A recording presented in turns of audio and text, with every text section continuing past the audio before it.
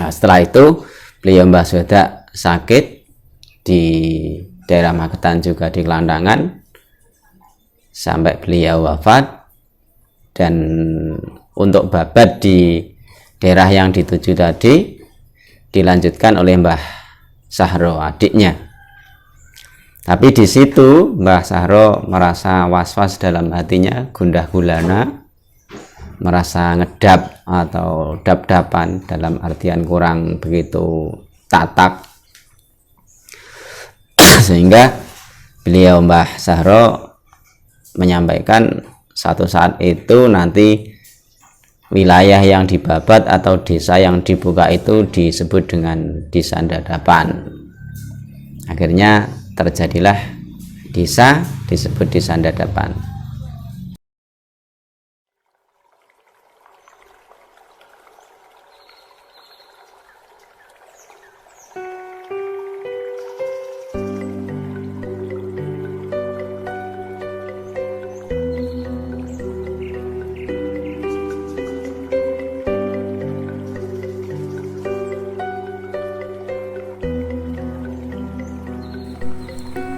Desa yang kental akan adat budaya leluhur, ia Desa Dadapan. Desa Dadapan adalah sebuah desa yang berada di lereng Gunung Lawu. Tepatnya desa paling utara di Kecamatan Kendal, dengan luas wilayah kurang lebih 16 km persegi. Desa yang dihuni oleh 1575 kepala keluarga yang merupakan gabungan dari 5 dusun.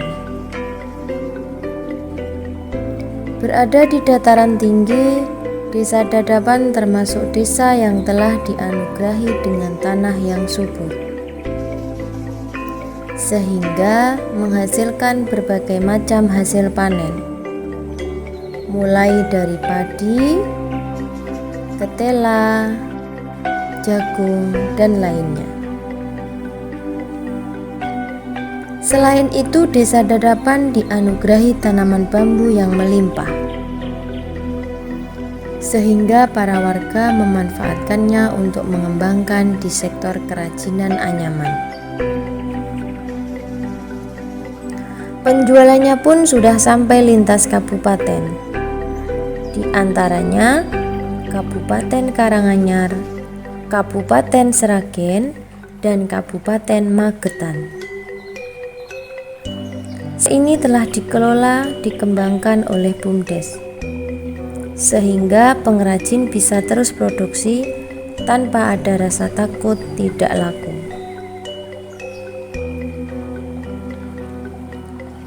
Kehidupan perekonomian warga kini semakin meningkat.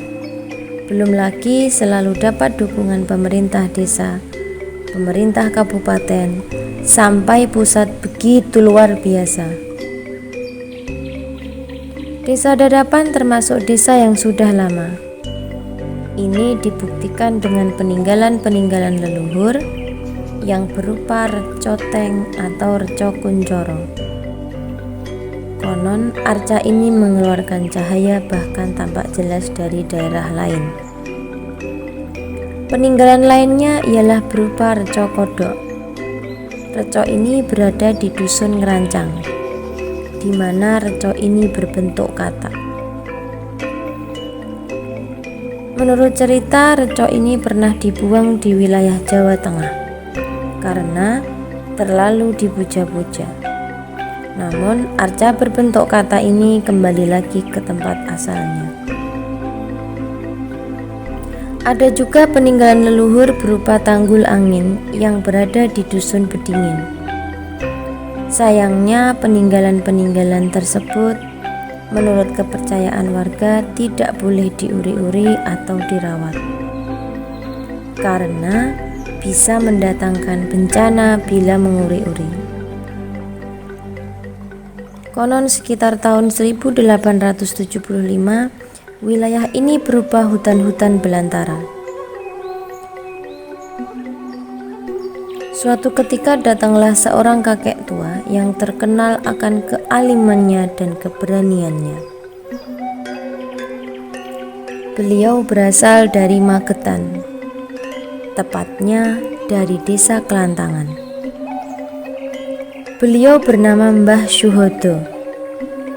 Beliau datang hendak babat alas atau menebang hutan dan membangun masjid tempat tinggal.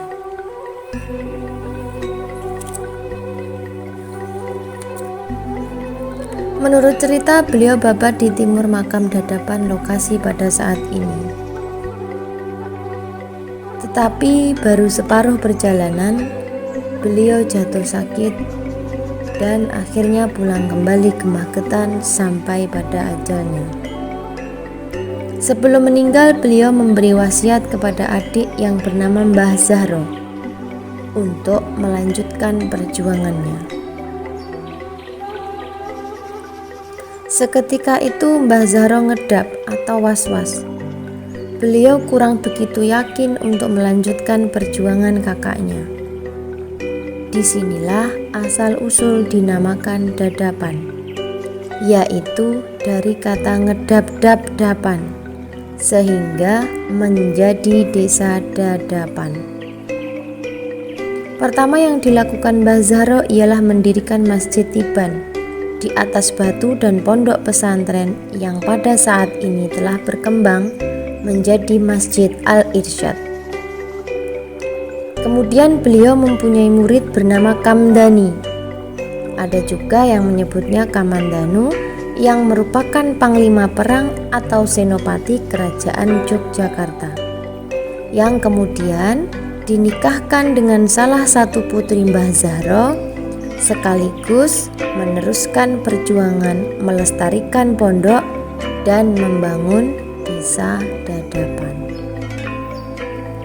Kami pemerintah desa Dadapan menghimbau kepada seluruh warga desa Dadapan untuk tidak membeli rokok tanpa pita cukai. Stop rokok legal! Stop rokok legal! Stop rokok legal!